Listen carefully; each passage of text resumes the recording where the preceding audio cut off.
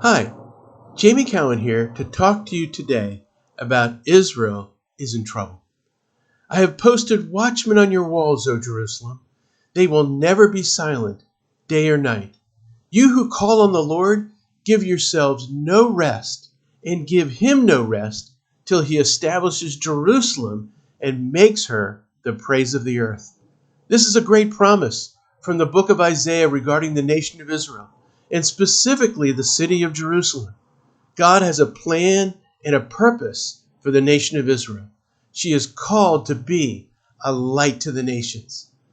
The amazing story of modern Israel's restoration is chronicled in scores of books. A people without a nation for almost 2,000 years, scattered throughout the earth for most of that time, suddenly return and establish their own nation. It's probably the greatest example of God's reality and faithfulness in the world today. All of this was prophesied in the Bible, written between 2,000 and 2,700 years ago. The fulfillment of these amazing promises is probably best captured in a paragraph of Israel's Declaration of Independence. The state of Israel will be open for Jewish immigration and for the ingathering of the exiles. It will foster the development of the country for the benefit of all of its inhabitants, and it will be based on freedom, justice, and peace as envisaged by the prophets of Israel. It will ensure complete equality of social and political rights to all its inhabitants, irrespective of religion, race, or sex. It will guarantee freedom of religion, conscience, language, education, and culture. It will safeguard the holy places of all religions, and it will be faithful to the principles of the Charter of the United Nations. Wow, what a statement! Written only 3 years after the devastation of the Holocaust, the Jewish authors set out a vision for the country, highlighting the best of biblical values: freedom, justice, and peace for all, as envisaged by the prophets of Israel. Since that time, Israel fought numerous wars of survival and built a powerful and prosperous state for most of its inhabitants. It's a fully functioning parliamentary democracy with frequent elections, a robust court system, a free press, and a country that generally abides by law. It's not a perfect country, far from it. The treatment of its Arab citizens, and worse, the control of Palestinian territories and their inhabitants, blemish a very compelling narrative of a country that was on the way to becoming a praise to the earth. However, for the first time in its modern history, Israel's future as a praise in the earth is in jeopardy. The most radical government in Israel's history was elected a few months ago, and its stated plans and actions will undermine Israel's unique role in the world. As I quoted from the prophet Isaiah at the beginning, God has set watchmen on the walls of Jerusalem. I'm speaking to you today as a watchman. Several years ago, Israel's police opened criminal investigations against Benjamin Netanyahu, the current prime minister of Israel. Later, he was indicted and is now standing trial for the criminal charges.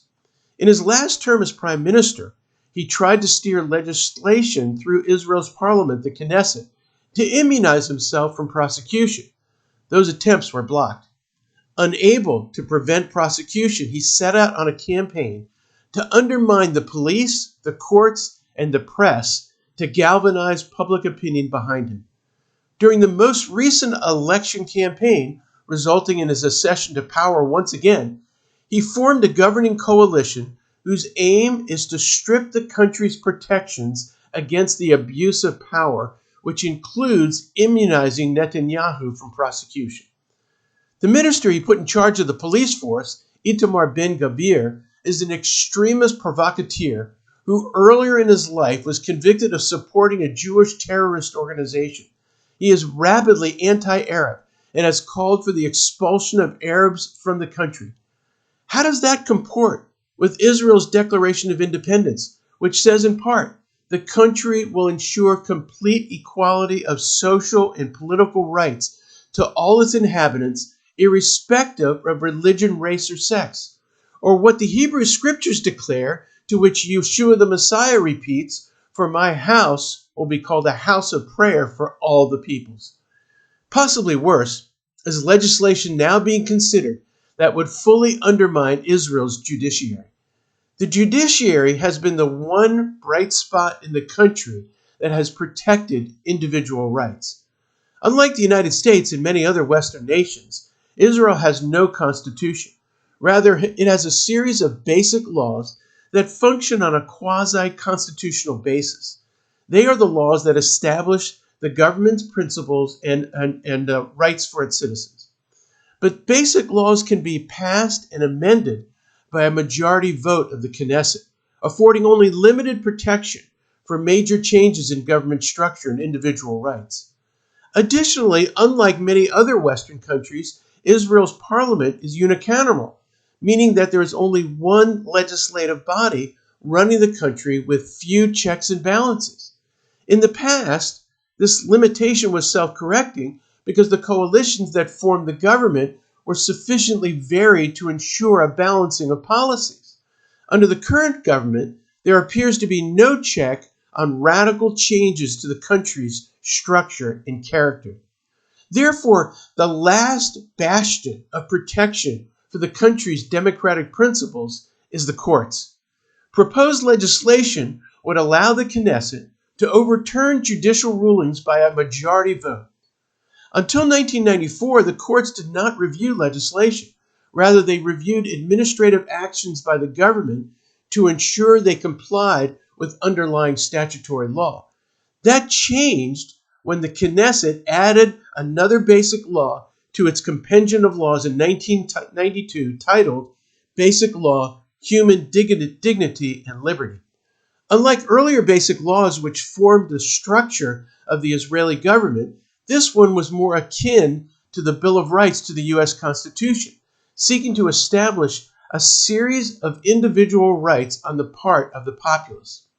In a 1994 Israeli Supreme Court case, the court held that a law passed by the Knesset could be invalidated if it infringed upon individual rights spelled out in a basic law, specifically the Basic Law on Human Dignity and Liberty. Thus, for the first time, the courts asserted the right of judicial review of Knesset-passed laws. For many right-wing Israeli politicians, this was deemed an anti-democratic action by an elitist court, especially because the court has since struck down a series of Knesset-passed laws that sought to remove protections over Arab ownership of lands in the disputed territories and exempted the ultra-Orthodox from serving in the military. Under the proposed revision, if the courts rule that a law violates individual rights, the Knesset could step in and overrule the ruling by a simple majority vote. Thus, protected individual rights become the sole purview of the majority.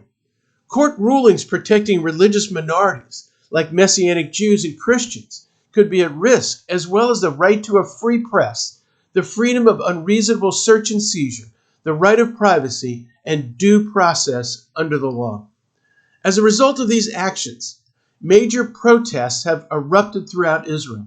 Israel's leading legal scholars warn of a collapse of democracy. Businesses are moving money out of the country, fearing an economic collapse. Violence can break out at any moment. Frankly, Israel is in trouble. What can be done? There are times in the Bible when God would bring confusion to Israel's enemies. Israel's greatest burden right now is its own constituted government. The government needs to change. New elections need to be called, and a reasonable government needs to come to power. Prayer should be directed to either bring reasonableness or confusion to the current coalition.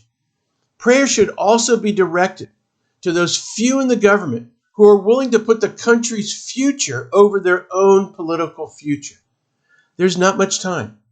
Radical proposals, such as I've described, will be coming up to vote in the next several weeks.